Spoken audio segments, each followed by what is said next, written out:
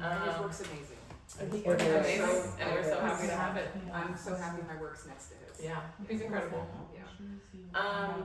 So due to his absence, I'm gonna read about a page of his bio that we have, so you guys can know about him since he's not here to speak for himself. So we'll start with that. For Vernon Robinson Sr, it has been a long journey to where he is today, a full-time artist in his studio at the Beat Complex in Atlanta, Georgia, where Alicia also works. While his fascination with creating art began during childhood, it was only after his retirement as a construction project manager that he was free to follow his passion fully. Born in 1946, Robinson moved with his family to New York City. There, he built his artistic foundation from kindergarten through junior high school. He reflects on rigorous lessons from a teacher who demanded perfection in practicing symmetrical drawing patterns to create ornate crowns.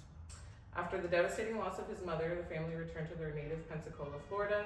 During the early 1950s, Jim Crow segregation stifled any significant artistic development. He characterizes these years as a very dark period. After completing his early education and seeing a way out of Pensacola, Vernon enlisted in the U.S. Air Force and served 4 years. After his discharge, he moved to Atlanta in the 1970s and attended Atlanta Junior College as an art major. He studied under Professor K. Joy Peters, who nurtured and motivated his creativity to go beyond the strict structure and rules he had learned during early year training. When asked about his influences, Vernon reflects on a 7th grade class field trip to the 135th Street Library in New York City. There he saw a pencil drawing of a Benin West African mask. He was transfixed by its precision and symmetry. He said it was the most beautiful thing I'd ever seen. At that moment, he realized his affinity for African art. He said, I had a real desire to produce work that would be a semblance of the African continent, even though I had never been there at the time. That library eventually became the Schomburg Center for Research in Black Culture. This was a poetic and fitting start for this African American artist. His artwork consists mostly of paintings and what he calls built-up pieces, sculpted relief panels, all of which begin with a sketch or drawing from his extensive notebooks. From there, Robinson is guided by the work itself, changing direction or adding another dimension depending on how his original plan evolves as he works through his creative process. The built-up areas of his panels and canvases, along with the layers of bold color, give the work and remarkable dynamicism, depth, and beauty. Vernon's art talent is innate. It resonates naturally with West African forms of expression. Its endearing power embodies the flowing, symmetrical, and colorful organic shapes exemplified in paintings from Sierra Leone and Liberia. His sculptural relief work also embodies the asymmetrical visual rhythms often found in wood-carved panels through West Africa. His art has been categorized as abstract, but it has also been described by some as contemporary African deco. In celebration of their 25th wedding anniversary, Vernon and his wife Diane made a long-anticipated trip to Ghana. There, he learned about the African naming traditions of the Akan people of Ghana, who frequently name their children after the day of the week of which they were born. At last, he had finally discovered a deep connection with his African roots that he sensed so profoundly. Thus, he adopted his spiritual/cultural name, Kofi, acknowledging the day of his birth on a Friday. Robinson frequently signs his artwork Kofi, which you can see in the gallery, thus embracing the spirit. Vernon is part of the fabric of the metropolitan Atlanta arts community. His work is in the permanent collection of the Hammonds House Museum and numerous private collections. He has participated in group exhibitions as far as African American for the Arts, of which he has been a longtime member. With over 40 years of experience in the arts, Vernon's inspiration comes from, in his words, knowing that God has given me this gift to create and the freedom to express my ideas in all kinds of media. He admits that he enjoys creating, but also that he has an intrinsic need to create. He has devoted his time to painting and sculptural art with a desire to express the excitement generated by what he sees in the world around him, and also to stimulate in viewers of his work that same visual excitement. So that's Vernon Robinson. Legend, honestly. If you ever go to his studio, it's crazy. Who here has been to his studio? Just you? And you? And you? It's crazy. Yeah. So You go up and down into little rooms, Yeah. and it's just packed. exactly. Yeah. So that's him. That's That's one of our artists, Vernon. The best ones are not the notebooks, are his calendars. Oh. Calendar. What's going on in He the has calendar? a table calendar for years, and when he was working on the sites, he had his calendar, and each of the calendar little, you know how they have the little boxes? Mm-hmm. He has thumbnails. He drew what he wants to do. And he will have to have 3 more lifetimes to get all these paintings done. And every time I go to the studio, he's like, "Oh, I'm working on this," and he goes to the calendars and shows me the thumbnails, and then it's amazing. Yeah, it's really cool. Yeah. I love going. I It's love like his going life in there. art. Literally his life in art. Yeah. Yes, That's really cool. yes, Yeah. and that's like from back in the day. So he still goes into the Yeah. calendars, and then it's so cool. I love it. Like when I go there, I'm like, I just like how he like. It's a whole other way of life that he has going Yes, on. Yeah. yes, amazing. I love it. Well, shout out Vernon. Wish he was here, but wishing him well. But we have Helen here. Yes. Hi, Helen. Hello. Hey. So I have some questions, and then we're gonna open it up to our group at the end. But with you, I just wanted to start because I know you sent us this body of work a while ago, and I just want to know what are you trying to say with this body of work? Tell us about it a little bit. Well, I mean, the title of the show, What Lights Your Pathway, Yeah. which you titled the entire show, Yes. I know stems from some of what I proposed. Yes. The work is not intended to communicate in a specific verbal way. I mean, anybody who creates art knows that that's really not the intent. So explaining what it's meant to communicate isn't the easiest thing for me. I'm also, to be honest, I'm not that experienced in talking about it. So it's a little bit hard for me to verbalize exactly what it means. I mean, that's why you're making the art. Yes. So mostly what they do is they pose a question to the audience, and the question isn't binary. It's sort of not a yes and no question. It's sort of proposing something to think about. Yeah. So the titles often are sort of meant to give you a little bit of guidance, like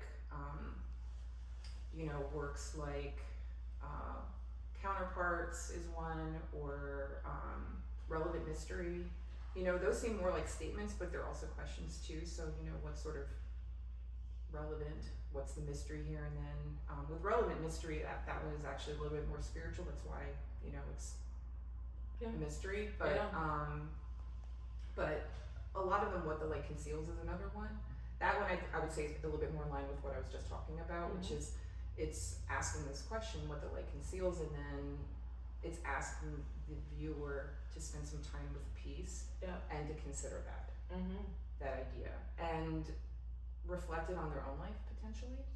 It's not just about me, it's about what they see in it too. Right. Yeah. And the rhythm and harmony within each of your works allows the viewer to look at it and meditate on it. I think that's your desired outcome.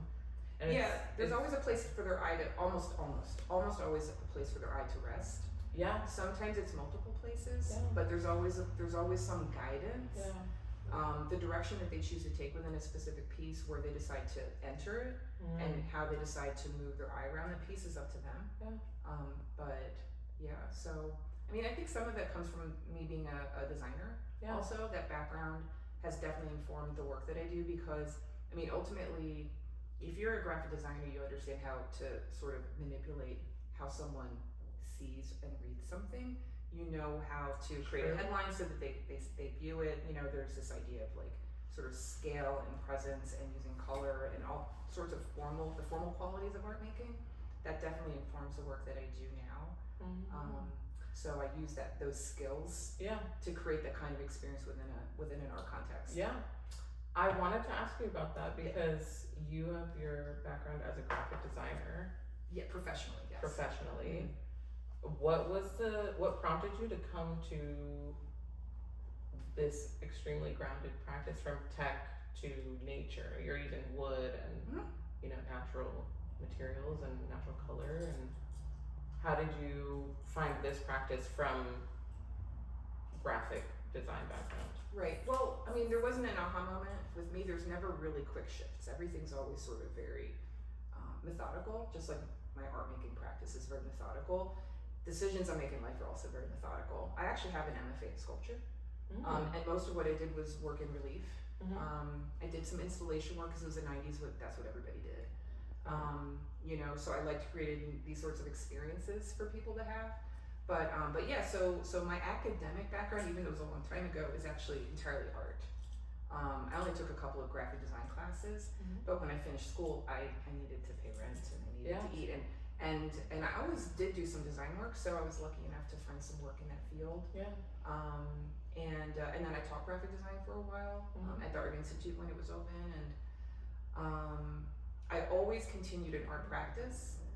What that looked like when I was working as an instructor and what that looked like when I was working in marketing and graphic design was very different. I feel like setting that aside, that approach to communication, allowed me to free myself from just being so literal. When you're a graphic designer, you have to be very literal. You're meant to educate, you're meant to inform, you're meant to inspire, you're also meant to manipulate a little bit. But the ultimate goal is to provide clarity. You're supposed to make sure that whoever's reading whatever you're designing, they understand exactly what the intent is. I had to let go of that a little bit with this. You know, even though I might have some intentions in the back of my head that I want to relay and I desperately want to say, I also understand that it's not just my conversation to have. So I had to let some things go, even though the work is very controlled. I also understand that once it's out on the wall, there's really nothing I can do about what happens. So I want to talk about your education a little bit. I'm intrigued by your sculpture education and what kind of stuff you were doing with installation. Can you talk about that? So I went to a very small liberal arts undergrad in Reading, Pennsylvania. That's a little bit outside of Philadelphia, and I was so lucky. This, not by just the professors, but we had a quality gallery that I got to work in. Cool. We had Susan Boccanegra, we had Allison Zarp came. I got to help her install some work. I mean, that was amazing. We had Anna Mendietta's sister came and they did an installation of her work. I learned all about voodoo and how that informed her sister's work. Ida Applebrook, who did like these really interesting serial novels, and Bill Traylor. We had an exhibition of his work. I mean, this was like, I'm 18 and 19 years old and I'm being given access to these people. Right. I was so incredibly privileged to do this work. And then I got to show there in a student show once a year. Wow. So yeah, but mostly it was about just meeting these. I mean, probably Allison Zarr was the one that was the most amazing. Yeah. I had no idea who I was meeting. Yeah. No idea. Are you from Pennsylvania? Yeah. Okay. Yeah. So I grew up outside of Philadelphia. Gotcha. So so I got this really great education in undergrad, and then decided to go right into grad school at 22, and then also had this great experience working with some wonderful professors. Also, we had a visiting artist program, so I got to get critiqued by Charles Ray, by Jessica Stockholder. We had a really great visiting artist who stayed there for years named Kai Goodwin. He was a painter who was very influential, and I still think of him. When I'm making a work, he saw in me what I couldn't see in myself. He said I had it. And when I created work that didn't have it, I would always get this, oh, Helen. And I still remember that. So when I'm finishing a piece and I'm like, is Guy gonna shake his head? Right. So, and I'm like, does it have the it? That, and then I had another professor, Dwayne McDermott, who taught me more about the business. And, and honestly, just how hard it is. It's hard to be an artist. I remember him telling us, the grad students, him saying, I'm your teacher now. He's like, but when you walk out this door, I'm your competition. And he's like, and I'm gonna, and I'm gonna, whatever you're going for, I want it too. And I'm like, but that's a good teacher. I love it. So, and honestly, that was a pretty, I'm like, you're not gonna be like that. You're always gonna be my friend, but I'm young, so. But no, he was right. It's a very tough business, and it doesn't mean that artists aren't friendly with each other and they're not supportive. But I mean, it is a very small ecosystem in Atlanta. It's a very small ecosystem in the United So States. many little spots. Everybody wants to get in. Everybody So wants to get it's in. true. And to you have know to. that. You need a thick skin because you're going to hear a lot of no's. Oh. And you know, and artists love to be like, we love to project and we love to imagine. And I don't know if any of you all here do this. You apply to a show and you envision your work on the wall. You already see yourself there. You already see yourself there, and you think, I got this. And then you get the no, and lose it. But then you have to move on. You have to pick yourself up. Such And a roller coaster. It is. But so you have to learn to be resilient. Yeah. You know. So with my background in school, I was so young, and I still lean on some of what I learned, but I probably went to grad school too early. I was 24 when I finished. Yeah. I was a baby. Yeah. I didn't know anything about the world. Yeah. Most of the people that I went to school with were a little older. They'd had like 3 or 4 years, sometimes more, under their belt, and I didn't, like I said, I didn't really know anything about the world when I left. So were you, because I know in my art education, they focused, and I have a design degree, they focused on the making of the work. Yeah. And then you really had to go out of your way to understand the business of the industry that you're about to enter. Did you feel like you had a good balance of that to understand what the business side was? No. Yeah, so you No, found they that through, taught like, very the little. sales. I went to a teaching college though, so one thing I did have access to was training to be a professor. So that was one of my goals, was I wanted to see whether that was something I wanted to do, and I do love to teach, and I did do that for a while.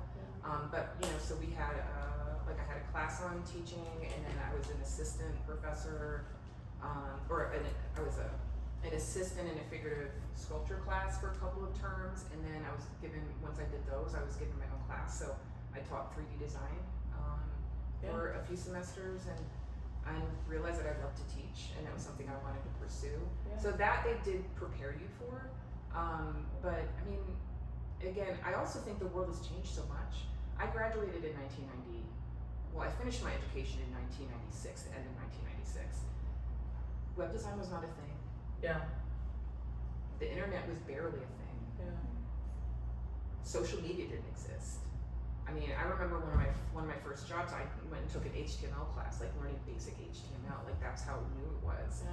So when I was applying to exhibitions back in 1996, 1997, I used this magazine called Art Calendar. I had a subscription, and I would wait for it every month, and I would read through the articles, and in the back they had listings of galleries that were looking for shows. Yeah. And I had to send them slides. I mailed them.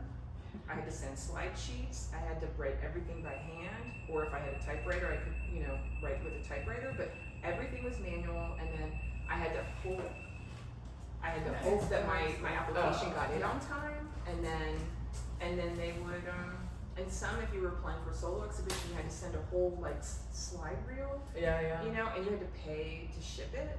And I'll tell you, a sleeve of slides cost me $50. Yeah.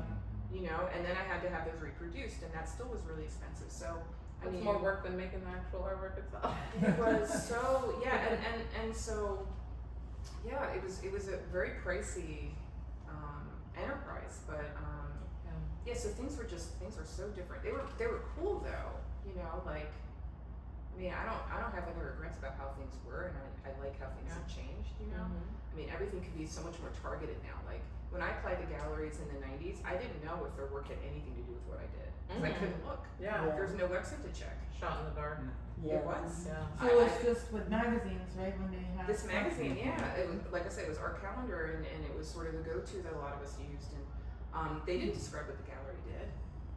So I'm sending, you know, juried submission fee for, back then it was probably like $10, but I mean, It's like a $10 lot. was a lot of money to me back Yeah. then. And I had absolutely no idea if, you know, everything was a shot in the dark, you know, unless it was local to me. And fortunately, I lived in Philadelphia. Yeah. When I finished school, I moved back to the area, and so I started just applying to places that I knew. And then also, Philadelphia is a little different than Atlanta because there is a very, very big cooperative artist gallery circuit. And so there's a lot of galleries you can join as a member. And the way that they support the artists is amazing. So I found a really good co-op to belong to, and that helped me kind of get started. Cool. Yeah.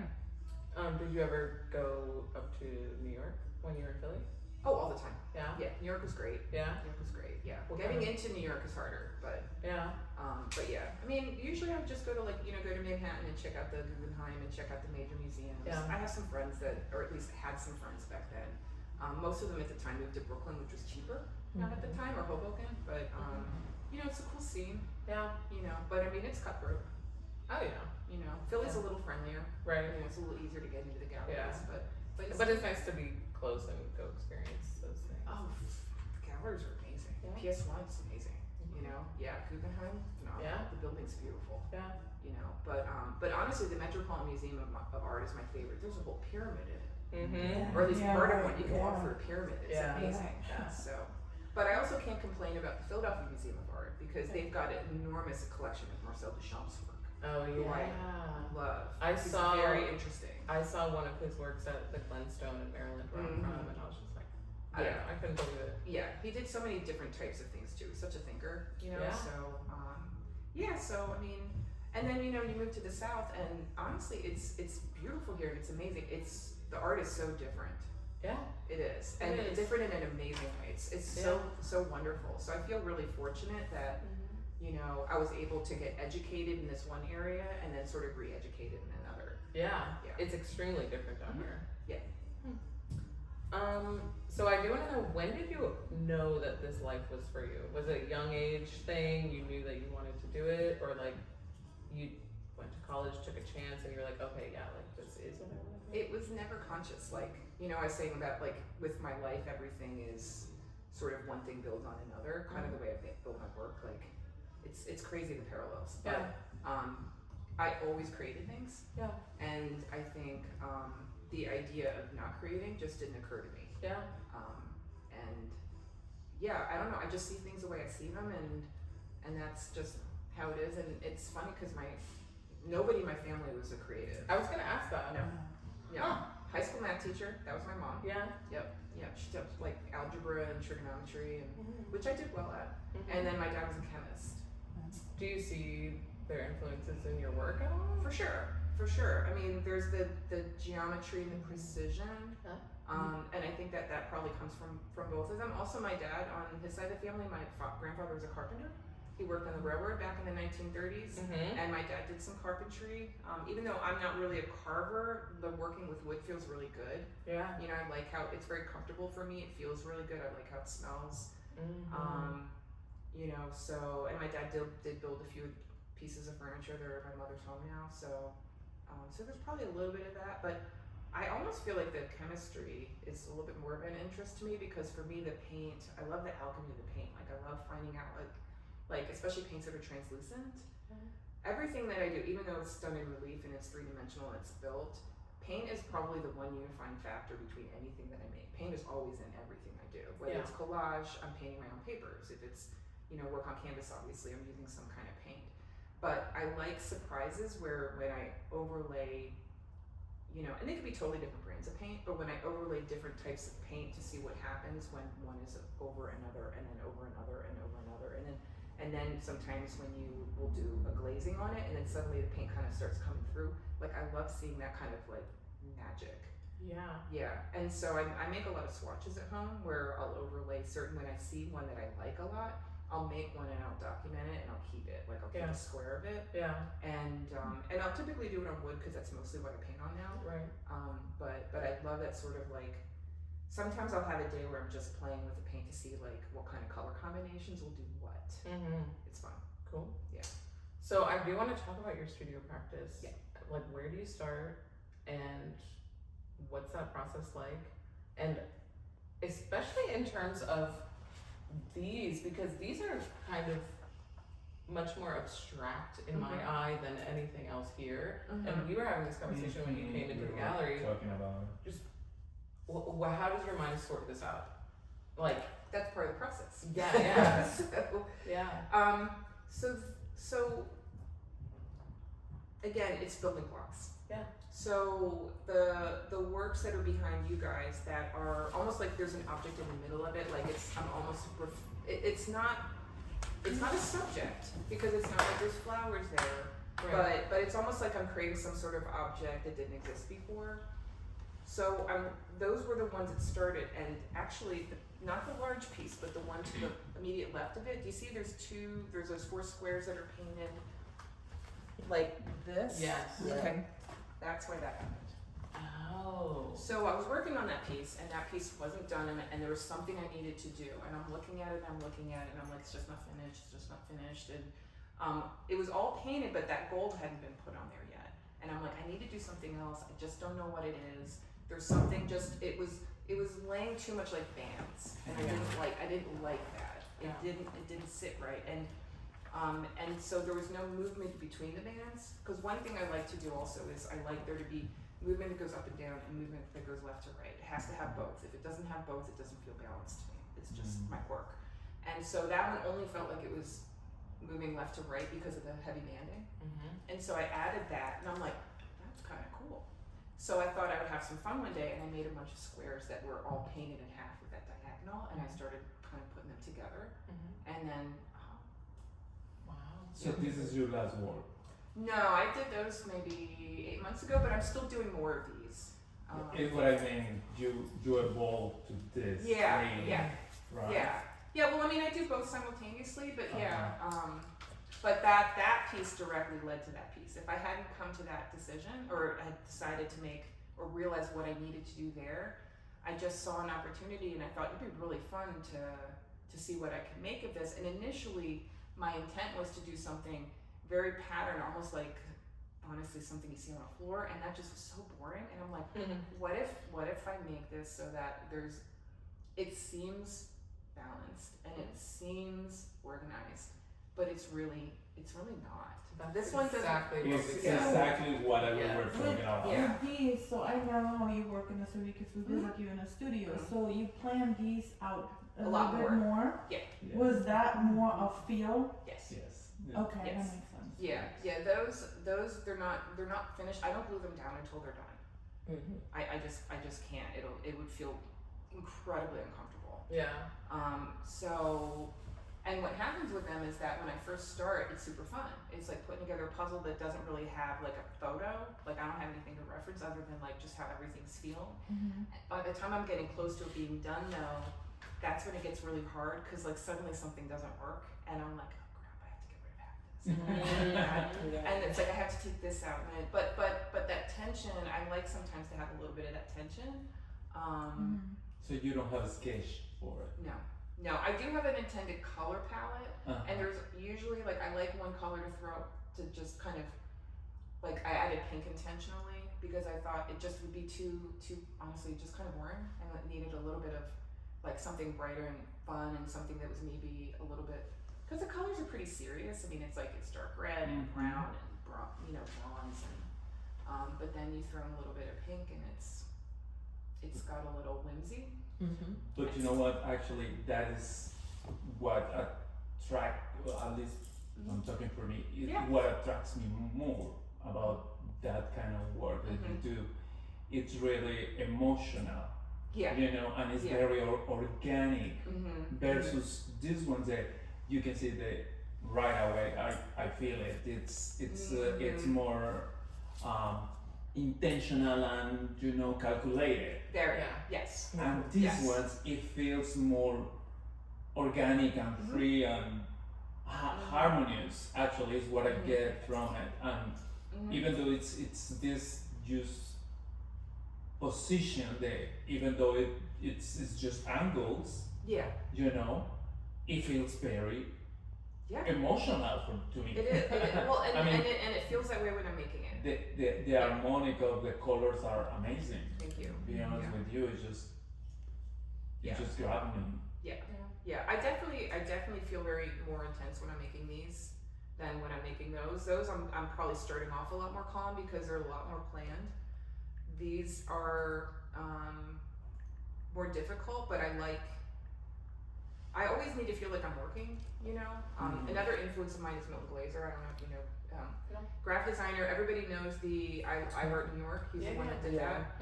And he wrote this book, which I still haven't read and I need to read it, but it's called Art is Work. And he used to say that all the time. Art is work, art is work. And what I like about him is one, that he didn't distinguish art from design. They're kind of one and the same for him. Yeah. But the other thing is, I think when I'm putting, and this doesn't apply to everybody, but when I'm making art, I need like feeling like I'm working makes it way more satisfying for me. That's what it is. Yeah. You have to clock in the studio. Mm-hmm. You do. If you don't, you lose it. Yeah. You know, whatever that idea that you have, it's gonna go. I have no idea where I heard this, but it was a couple years ago. Someone said that art is just serious play, and that's like really stuck with me because you have to clock in, but you're playing because it's what you love to do, and it's a privilege to make art. But think about how animals play. Play isn't about play. Yeah. Play is about learning. Like it's where you're gonna hunt. Yes. It's where you're gonna find food. Yes. You know, so play has a real purpose. Yeah. And it's a pretty serious purpose, even if it's fun. Yeah. Yeah. Yeah. Fun is and we all need Fun fun. is underrated. Fun is but, super underrated. you know, Yes. where it's like you grow up and, you know, the fun, you know, now it's time to get serious. Right. You know, and then you lose all the fun. Yeah. But when, you know, I remember watching my children as they were growing up. They were having fun. I remember when my son was trying to learn to pedal his bicycle, and he didn't have enough strength in his legs. But he tried and he tried and he tried, and then eventually he did it. But he wouldn't say, "Oh, I'm going to work."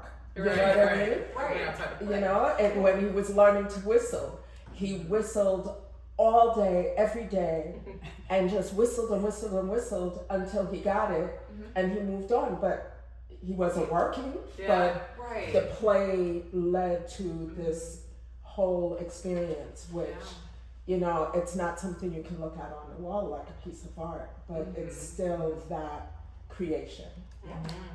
Now, Well, it's like you say with your colors, you do the swatches, so you play, Yeah. and then you play with the colors you just had with the swatches, and then you put it. So it's all play and work. Play and Be work, serious work about and it, play. and chemistry comes into it because Yes. how it Yeah. interacts, and like it is definitely work. Yeah. And like nice, having fun with your work. Yeah. What that should be. colors where I probably play more, where I'm a lot more whimsical, and where I don't always make decisions. Like I might plan out the design a bit, but the color will a lot of times shift.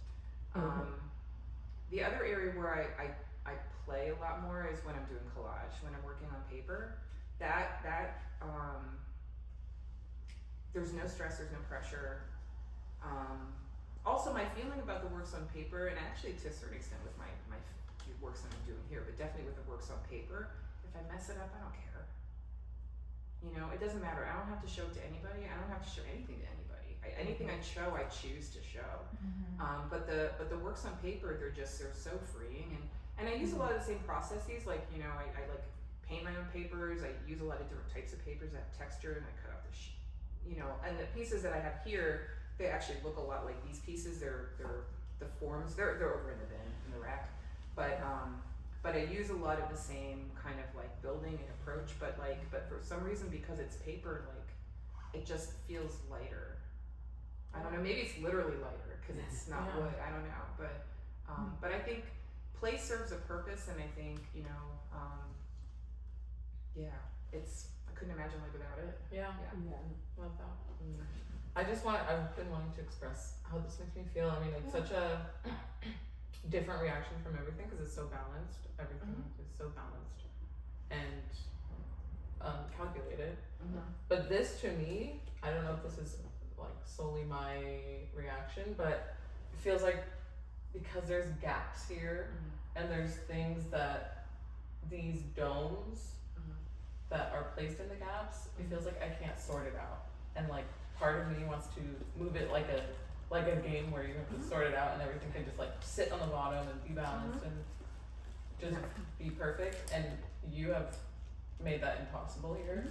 And it is so interesting because how you were saying how harmonious the colors are and everything, but I'm stuck here. I can't do what I want to do here, and it truly like makes me have such a strong reaction in comparison to something like that. So that's how I feel. I don't know if that was something that you experienced during the process or it just Well, the flowed the out. little dots are meant to disrupt you. Yeah. They're not meant to help you focus. Yeah. It's disrupting me. Yeah. for sure. Yeah. Which I sort know of that mimics life, right? Yeah. Life throws in a whole bunch of things to distract you. Mhm. Well, and they're metallic, so they shine. Yeah. You know, I mean, Yeah. so The shiny stuff, Mhm. and which you I know, could extract. so it draws your attention. It also it's a different sort of shape. So like the shadows are different. I mean, I'm very interested. The colors that I choose have a lot to do with how much I want something to be seen How much and light how you much I put want on. it to be hidden, Yeah. even if it's 3-dimensional. So some of these are very monochromatic. That's intentional because I want to tell you what to see. I want to guide you. Yeah. So like the one on the far left, there's a decorative monochromatic edges. That's intentional. It's a form. It's meant to frame the center part. Mhm. So I don't want them to be very consequential. Yeah. They're part of the conversation, but they're not a heavy part of the conversation. Yeah. That's on purpose. Yeah. So they're meant to help balance the center part, which then has these very bright bits in the middle. Mhm. You know, and the bright bits are meant to be seen because they're also shadowed in those boxes. Right. So those shadows make them brighter. Yeah. It's all intended. It's like all Cool. intended. Yeah. Cool. So I really think a lot about how the light reflects off of the bright yellow or the metallics or, you know, just all of that. Like Yeah. I'm very, and also the time of day can. I mean, also Vernon's work, same thing. Yeah. You know, the time of day will influence. I mean, the work that's in here maybe a little bit less because you have the lights above and a little bit less sunlight. But the relief works that are in the front of the gallery, Mhm. they're going to change a lot throughout the day. Yeah. You know, he has a lot of very heavy relief. I have some metallics in the front. Yeah. I mean, those are going to look really different in a few hours. Right. You know, and I like that. I like that lack of control, but also I'm kind of controlling it a little bit too. Mhm. You know, I have a say. Am I wrong that you plan this out digitally, like you're sketching Some of it. Some of it? Okay. I Yeah. think I remember seeing that in your studio. Yeah, so I use Adobe Illustrator. Yeah. It's I use that more for sketching now than drawing with pencil, and Yeah. it's just because me doing design for so long, Yeah. I think really fast and Mhm. real quick. And I find that when I'm working in Illustrator, I can make adaptations to the coloring. If I find a composition, I put it together a composition that I like. Mhm. I can make like 5 different color versions in 5 minutes. I'm like ding, ding, Yeah. ding, Right. ding, ding, ding, ding. And I can make those comparisons really quickly. I'm very spontaneous that way. Yeah. And I would assume that it's mostly for color that you're doing that because, like you Yes. said, like the light is going to make things different, where the shadow hits is going to make things different. Mm-hmm. And you're creating textures Mm-hmm. with your paint that's going to totally transform the piece. Yeah, sometimes they don't work out. Yeah. So what I do is I pivot and I just change the colors. Yeah. Yeah. So that's happened quite often. You know, where what I intended to happen didn't. Yeah. And you know, you have to let go and then move on and Yeah. figure out. But I've done these for a couple years, and you know, and I do tend to be very intuitive. But for me, intuition and whimsy are not like the same thing. I think they're used interchangeably sometimes. For me, intuition has to do with learned experience and it's pattern recognition. And so for me, my intuition has more to do with my instincts of knowing whether it's working in the moment or not. I have no hesitation to shift if it's not. I don't sit on it for 5 days and hope that maybe I'll like it later. Yeah. If it's not good, I know it and I just let it Good go. for you. Yeah. So I and I just move. I think that's where technical training. Maybe, yeah. Mhm. Yeah, well that's the intuition kicks in. Yeah. And it's built around learned experience, you know, Mhm. like there's nothing magical about it. It's that I've done this before, Mm-hmm. I've done this 10 times, I've done this 20 times now, I've done this 50 times now. And out of all of those 50 times that I've done this, I've gleaned this bit of confidence so Yeah. that I know when to let it go and move on. Yeah. It's like a little bit of problem solving. Like, 100%. if the problem isn't being solved this way, we're immediately going this way to get the best Yeah. result. Okay. Yeah.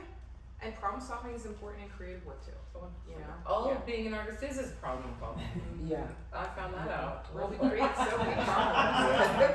Yeah. We create so we many create problems. so many problems. Yeah. Yeah. So, yeah. Well, I want to open it up to you. I mean, we've been having like a Yeah. very open conversation, but I have a question. yeah, I want to let you guys talk. I'm looking at these two pieces because I absolutely love them. And what I love is that it doesn't, I mean, I love all your work, really. Yeah.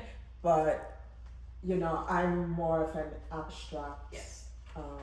So I enjoy looking at the abstract, and I enjoy looking at, well, you know, this is a square, but it's not just a square because the colors are different.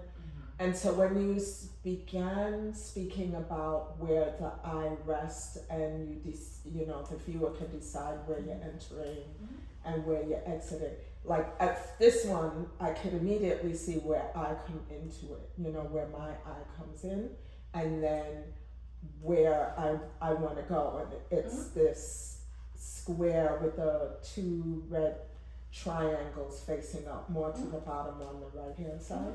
That's where I want to come in. This? Yeah. Yes, the bigger ones, the bigger ones right on top. Here. Yeah. Right, so that's where I want to come in. Okay. And then there's that beautiful pink right above it, right?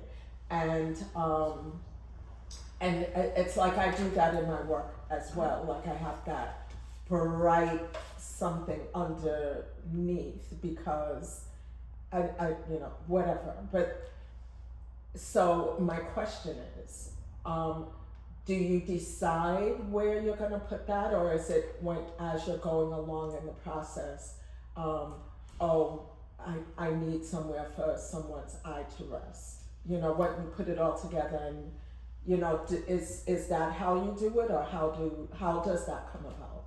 So this area here, I definitely use scale so that there's a little bit of breathing room Yeah. in the space, Mhm. and that's intentional. Yeah. I think otherwise it just becomes very jumbled and also just sort of a one note where it's just all Yes. the same size, and Yeah. and then it's there's nothing to there's no tension, you know, because we can use scale for tension all the time, and so I think that's in both of these pieces I do that where there's 3-4 different sizes, and then there's some different levels. I mean, there's a little bit of dimensionality here, but for that I would say it's the shine and the scale that I used intentionally to give you a place where your eye would either enter or rest. Okay. And then I'm always looking for where do I want to shift the color. So where do I want to go from, you know, so for here, this goes to this red, Right. this goes to this gold, that goes to that gold, that goes to that gold. So there's always a little bit of element of like, you know, what's touching what. There's always these connections between the colors, and you know how there's this tension in me where I'm like, okay, like where am I going to shift the color, and when am I going to make that decision? And it's just part of the play of this. And honestly, when I'm working on it, I'm usually listening to music really loud, and I'm not super loud. I always have a soundtrack going, so I've got like a soundtrack from these two pieces for sure. Yeah. Yeah, it's very like a lot of heavy classical and contemporary classical. It's really loud.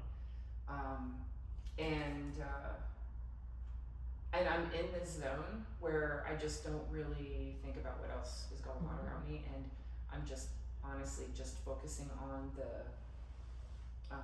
I have these pieces on either side of the panel, and I'm picking them up and making decisions about what direction To go. yeah, and then if it doesn't work out, removing them and starting over, and removing them and starting over, so until it's done. Yeah. It's still a newer process for me, so these do take me a long time to do. And Did you have What do you call a long time? I'm sorry. Okay. 3-4 months, Okay. all said. And also I have to paint the pieces, so Yeah. one of the things I do is I'll paint a whole bunch of them, Yeah. and I decide on the color palette ahead of time, but I make piles and piles of them, and I have like 4 pieces from the pieces that I didn't use, so I have like 4 small ones that relate to these. I don't like to waste anything, so. Is that how these are created, with small works in the shelf, or? No, those I did a couple years ago, and they were kind of different. I was doing a lot more just flat geometric abstraction, and these were when I started building the surface out. So this was probably my first experiment. The ones in the middle. Now the ones on the bottom, yeah, those are some remnants. Gotcha. Yeah, those are some remnants. They're very different. From some other pieces, yeah. So with those two, do you work side by side at the same time? I did with those two. Yeah, I worked with them. I did them at the same time. Are there any other works that you did like that? Or just the couple? Yeah, the two pieces above Shay, not the one on the far left. Gotcha. Those two I did at the same time, and the two pieces right above you, I did right yeah. there. Those I did at the same time. Yeah. So yeah, sometimes I'll work on them in pairs. I usually don't like to do three. I get too confused. Yeah. It's too stressful. Unless it's work on paper, then I can do like whatever. I'm much more. I don't know why. I just relax. Yeah. But yeah, it's good working on more than one piece. It kind of you bounce ideas off each other. You know. So. So if a piece doesn't fit, you might fit in the other one. Exactly. Do you cut your own pieces? No, these are all sourced. So I just bought them from a wood supplier that sells online, and Like these two tiny things? I bought those. Are Yes. those wood? Yes. Yeah. Yeah. They look like stone. Yeah. They do. Like mosaic Yeah. pieces. Yeah. Those were Or fun, bigger and Lego too. I did those a little differently. Those because they're so tiny and they're so tedious to hand paint. I actually got small spray bottles and I just sprayed on them, so it looks a little more watercolor in terms of the application of the paint. It's much the color of the wood is coming through. I know it's it's still pretty opaque, but that was actually pretty fun. So I started using that technique a little bit more, and then actually most of the work that I have on paper uses some of that, where I'm spraying on the paper and splattering and I like it. allowing myself to control the lack of control. So you don't cut any piece of wood. It's None- every single piece you just get it. I'll be back. Yes. Is it? So in this show, yeah. Something blow over the chip on the chairs, maybe. Yes, sir. It's really Yeah, it's busy out good. there. I'm pivoting a bit. I'm moving my studio practice home, and I got a chalk saw, and I'm gonna start making some of my own pieces, not all. I mean, these really tiny pieces, you really need to have something that can machine them, and I just don't. When I don't have the, I don't have the patience to learn how to do that, and but I do I'm interested in going back to relearn how to use a scroll saw and start creating some maybe some more organic shapes. But I mean, that's really not what's here. It's just sort of something I'm thinking about in the future to kind of broaden. Again, this is all about building on what I already have. Like, I never just start in a new direction willy-nilly. Whenever I look at what I have done now, I think, what can I do next? And what I'm thinking next is figuring out how to work a little organic form, even though it'll be geometric, but some organic form into what I'm doing here as an option, not necessarily substituting. I'll probably keep doing what I'm doing here, but just another thing that I'd like to do. And we'll see. But that will probably take me some time. It's funny, I always feel like I'm settled, I'm gonna do this is what I'm gonna do forever, and then I'm like, nah, I'm gonna add to that. So if you start how Vernon goes into it, does the geometric with the organic forms.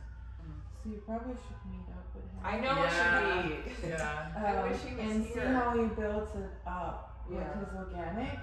You guys should do a collaboration. That would be interesting. Right? Yeah, that would be interesting. Yeah.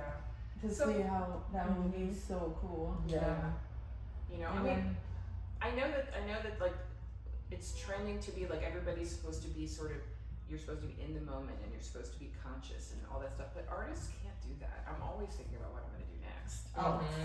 Yes. It's never. I mean, I'm in the now and when I'm building, but as soon as it's done, I'm done. I'm like, You this know? is old news, Yeah.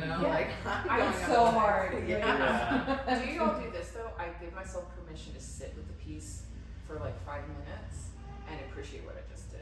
I need to start. That's discipline. That's Yeah. discipline. Yeah. I don't do Just that 5 just minutes. 5 minutes. I hang it in my house and have it there for months. See, You're like, wow, I did such a good job. No, because I'm I think we because should. art is so hard. People don't understand Yeah. how hard art is and how much it takes Out of you. my like you like with these pieces, right? It took you months. Yeah. So Yeah. I appreciate myself how I got to problem solve To and to there. get this Yes, Yeah. to get and there. make like nobody makes this piece except you. That Yeah. is you. Yeah. So Even if someone came and used the exact same colors, the exact same pieces, Yeah. everything, they use the exact same materials, they can never make it look the way you do it. Mhm. You know? No, and That's to me what the beauty is, really. thank you. and It's very intentional. Yes. Yeah, I mean, we all know this, but there's a lot of magpies out there, and there's always somebody that's looking to copy what you do. Yeah. And this is part of that whole, like my professor Dwayne McDermott talking about, I don't mind people who are influenced by my work, and I hope that I do have some influence, because I have influences, you know. Yeah. There's a lot of artists like that are sitting here. There's Ava Hess is a huge influence, and I see her in my work, and Louise Nevelson, and I see her in my work. And, but there are a lot of people out there that really just maybe they don't have any ideas on their own, and they just I don't know. I'm very mindful of whether my work can be lifted, and I don't know whether that's cynical or not, but it's just for me. I would like my work to be very difficult to replicate. That's on purpose. No offense to anybody. No, but you know what? But I I think try. it's part of Yeah. the artist's mind, Yeah. because even though what you just said, it's due to it's how hard as an artist we can be with ourselves and with our work. You know, like as she says, she's sitting, 3 months thinking if she finished the piece or not. I have a piece that I painted 7 times. yeah. Because I'm like, it passed years. I was like, no, Yeah. this colors are like, Yes. I never painted.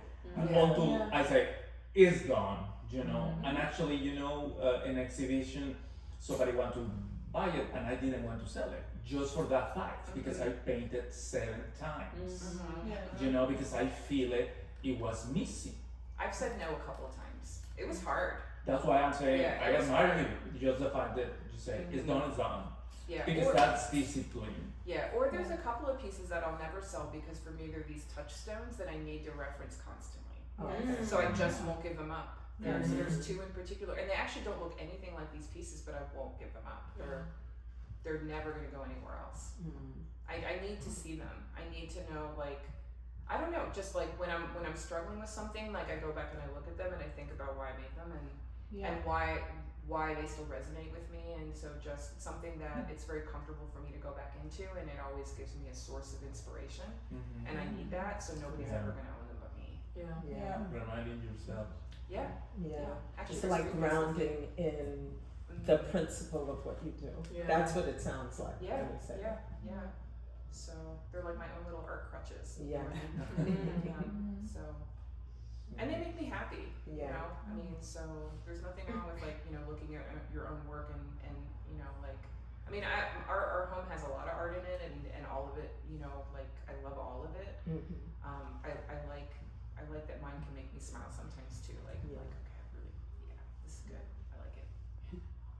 That's awesome. We've reached our time. Yeah. Because you have Can I- places to be, Yeah, but no, yes, if you have Yes, any I will questions. add something you said early on about coming from the north to the south, and how is the south's art different, and do you still think it is since you came here? So Or did you just adjust it to it? I don't know. So I haven't really explored art in the Northeast in a while. I think it's definitely what I experienced aesthetically 25 years ago in the Northeast is a little bit different than down here, but I think it's a lot because I think most artists make work that's so much about their life, even if and I think that living in the Northeast, living in Philadelphia, living in New York, I mean, I didn't live in New York, I lived in Philadelphia, but it's the same kind of like, it's a heavy place to live. It's a heavy place to live. I was actually visiting last year and I was on a train platform and like, everybody's in black and everybody's like, nobody's looking up. And mind you, I love black. I was Okay, like, so that's okay. but the thing is, but it's still still It is but different. it's still different. There's just like there's a heaviness to it, and sort of it's a harder life. Honestly. Absolutely. I agree with you. Yeah. I mean, because I grew up in New York. Yes. So when it's a very different thing to come out of your house and get in a car and Yeah. maybe drive for half an hour to get to work, then drive your car to a train station, get on the platform, wait for the train in the cold. I mean, back when I did it, women couldn't even wear pants to work. You know, in corporate, you had to have on a skirt. So now you're in a skirt in the freezing cold, and the wind is whipping up your coat on a train platform before the train comes, and you get into the city, and then you walk to wherever you're going. And if it's winter, right, you get there before it's light, and you leave when it's dark. That is an unbelievable existence. Yeah, it's And I don't think people recognize what it can do. Yeah. Like, I mean, I did. Quality It of life. was so crushing for me. Yeah. But I don't, so many people are living it. So I agree, it's a much heavier. And also, there's just the proximity of people. Mhm. When again, I was on that train platform, and everybody's so close to each other, and you're always. I mean, when I went to grad school and I moved to Athens, Ohio, from the Philadelphia area. If anybody was walking too close to me, I'm like, what do you want?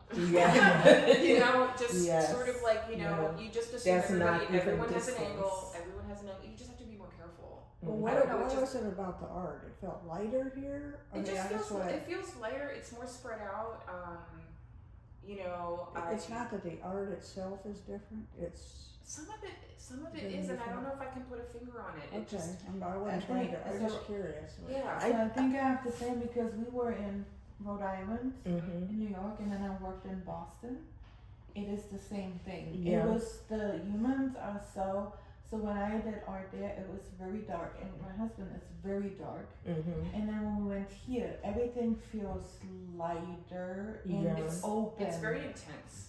And Yes. it's Yeah. more intense, and again, I think it just, I think the energy is a little more frenetic. The energy of Yeah. people is closed off and fast at the same time. I would say, in the South, there's definitely a certain level of like openness and friendliness that definitely like comes out in the art. That's what I was curious. Yeah, Yeah. I think it's the It's It's not better or artist. worse, and it's not better or worse. Yeah. No, yeah, it's no. just different. Yeah, But I just a- think an artist who, particularly in Atlanta, where even in the city, there's a park in every little neighborhood. There are trees that are naturally growing where they're growing versus. I remember once, and I lived in Jamaica, and I went to DC for a weekend seminar, and every tree was put there. It was this carefully curated. This tree is here because someone planted it, and the flowers around it are because they put it there. So true. And and then you have all these concrete buildings. And I went home and got off the plane and immediately felt the release because there are these wild, you just pass these areas that it's just wild because that's the way nature is growing. right. And that has a very different effect on a body, whether you recognize it or not. Yeah. It has a very different effect. Yes. And I could feel the release of all that tension that built up. And that was just for a weekend, Right. So I don't think it's a subject matter that's different, and I'll just talk about my experience working with a co-op, and I belong to a co-op called Zone 1 Gallery in Philadelphia, and when I joined them, they'd been around for about 20 years, and they're closed now, but so the artists were incredibly diverse, and they did landscapes, there was abstraction, there was non-objective abstraction, there was me a little bit more geometric, painters, people who did drawing, people who did figurative, some sculptors, some who did some very large installations, and there was about 30 of us, and it really just, it ran the gamut, like, subject matter wise, I don't think there's any difference. I think if I had been in Atlanta at the same time, if I'd gone to galleries, I would have seen a lot of the same subjects. I would have seen the landscapes and the florals and the abstracts and all of what I just listed. But I definitely think the color palette was heavier, and again, the vibe was a little different. That's all it is just a vibe, I think. But I think that ultimately the interests are very similar, and they're just trying to express their own experience is how they see it. I think you see it a lot in brushstrokes when you go up north and in the south. When you look at brushstrokes, how people work with their brushstrokes too. It's a difference. It's the I think it's the energy people put into the art from different. It might be the schools too. Like I know Pennsylvania has like the Pennsylvania Academy of Fine Arts, which is very traditional. So that's where you learn like very 19th century methods. You even make your own paints. I had a friend that went to school there. There's a lot of schools that have a lot of history up there in terms of art making. You have Yale, which is, I mean, seminal. I mean, it's so influential. But, and I think that because the South is, honestly, it's a little less populous. I don't know whether or not there's those same institutions here. But there's, or at least there's not that same history. They just haven't been around as long. So I think that history also influences a lot of what's being made. And I definitely know that a lot of artists up in the Northeast are very, very educated in their art history, and they reference that a lot. I'm not suggesting Southern artists don't, because I don't know enough. But I know that my experience in the Northeast, that was always kind of a big part of the backstory. Which is probably why I think about it so much, because that's where I was taught. Yeah. So, Well, and again, not a better lot of or worse. artists have come south from up north or the Yeah. Midwest, so. I'll tell you, I'm a lot happier showing here. It was a lot harder up there, and it was way more intense. And here, it's just been so much. It's been really welcoming, and I mean, like, I wish there were more co-ops, and I'm not starting one. Just But- put it out there. Right. Yes. But I mean, cooperative galleries are really wonderful. I was hoping to find one when I was here. Obviously, it's just just it's not part of the culture or the infrastructure here, and I would think now it's so much harder to do. Like I know that the bakery's probably a good example of a place that's trying to make a space like that, but that's really hard here. The bakery or something. Downstairs. Downstairs. Oh, is that the one that it's kind of a different rooms of things? Well, Yes. yeah. Oh, yeah. So, but like creating an ecosystem like that it's a massive effort. And then also public transportation here is good. In the Northeast, you can get around anywhere. Yeah. I mean, you didn't have to have a car. Yeah. You Here you have to. you have to have a car. So I think that maybe accessibility was a little bit, probably still is a little bit better there. Yeah. So anyway. Okay. Thank you so That was a much. very vague answer. I'm sorry. No, that's not fake at all. I just, Yeah. that's you. Well, thank you all for coming. Yeah, I Yeah, enjoyed this. Thank Sorry. you. Son of the Moon. Son of You're son of the moon.